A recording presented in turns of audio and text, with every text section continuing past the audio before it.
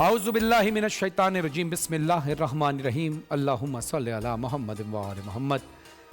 ناظرین، آپ دیکھ رہے ہیں رمضان میں بول، میں ہوں کا میزبان سید فرحان علی وارث اور یہ سیگمنٹ ہے انبیاء کے بول۔ آج ہم جو آپ کو واقعہ سنائیں گے وہ ہے قوم سبا کا سیلاب۔ سبا عرب کا ایک قبیلہ ہے جو اپنے مورے سے اعلیٰ سبان بن یشجب بن یارب بن قحطان کے نام سے جانا جاتا ہے۔ اس قوم کی بستی یمن میں شہر سنا سے 6 میل کی دوری پر واقع تھی۔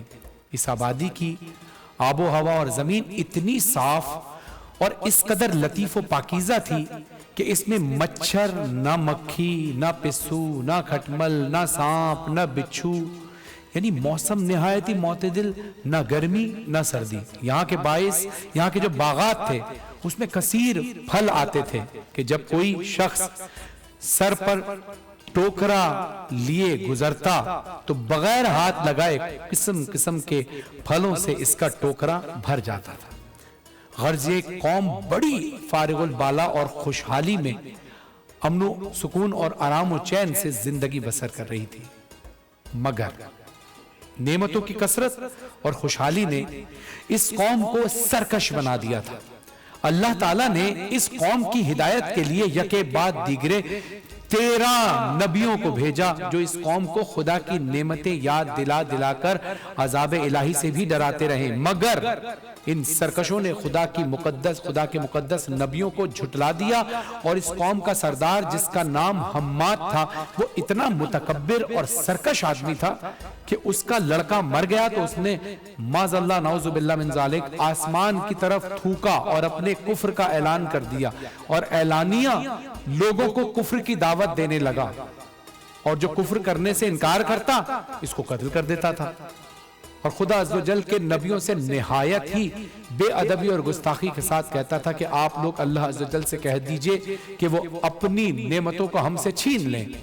جب حماد اور اس کی قوم کا غرور اور گناہوں کا سلسلہ بہت زیادہ بڑھ گیا تو اللہ تعالیٰ نے اس قوم پر سیلاب کا عذاب بھیجا، جس سے ان لوگوں کے باغات اور اموال و مکانات سب غرق ہو کر فنا ہو گئے اور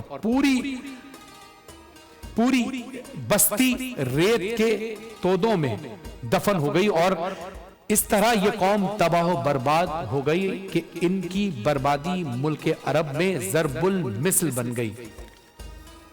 عمدہ اور لذیذ پھلوں کے باغات کی جگہ جھاؤ اور جنگلی بیروں کی خاردار اور خوفناک جنگل اگ گئے، اور یہ قوم عمدہ اور لذیذ پھلوں کے لیے ترس گئی۔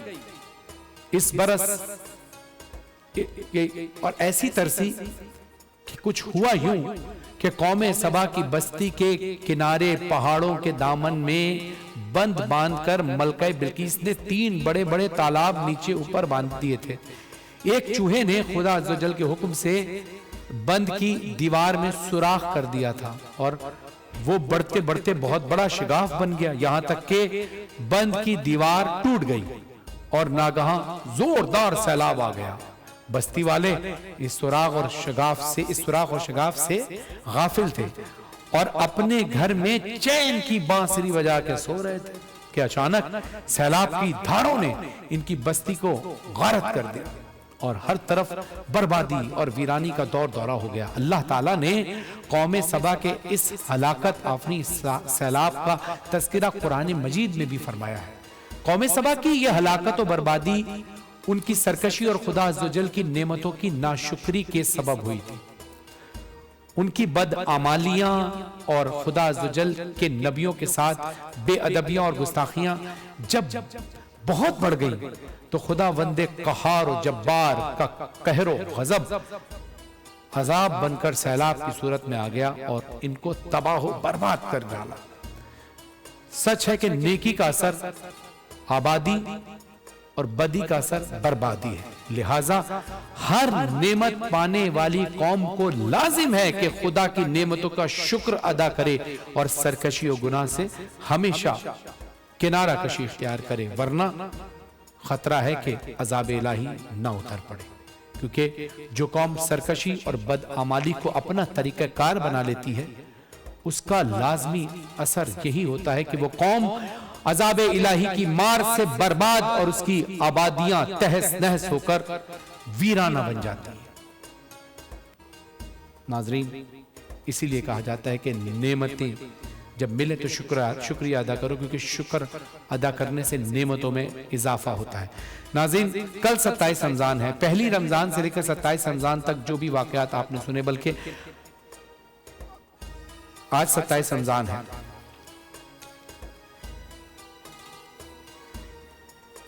میں سوال ابھی آپ کو بتاتا ہوں۔ جی بتائیے۔ ٹھیک ہے، پہلی رمضان سے آج 27 رمضان تک آپ نے واقعات سنے۔ آپ میں سے جو شخص بھی یہ بتائے کہ 13 رمضان المبارک کو ہم نے اس انبیاء کے بول سیگمنٹ میں کون سا واقعہ سنایا تھا، جو صحیح جواب دیں گے وہ حاصل کریں گے سکون کی جانب سے ایک زبردستی LED، کیونکہ سکون جن کا کہنا ہے کہ ہم زندگیاں بدلتے ہیں۔ سے نو ٹو سیلف میڈیکیشن، مائیگرین ہو یا جوڑوں کا درد ہو، سکون کی پروڈکٹس تیل ہوں یا ادویات ہوں ہماری زندگی میں سکون لے کر آتے ہیں۔ ناظرین، آج 27 رمضان ہے، جلدی سے جواب دیجئے تاکہ سکون کی LED آپ کو مل جائے۔ آتے ہیں مختصر سے وقفے کے بعد، دیکھتے رہیے رمضان رپورٹ۔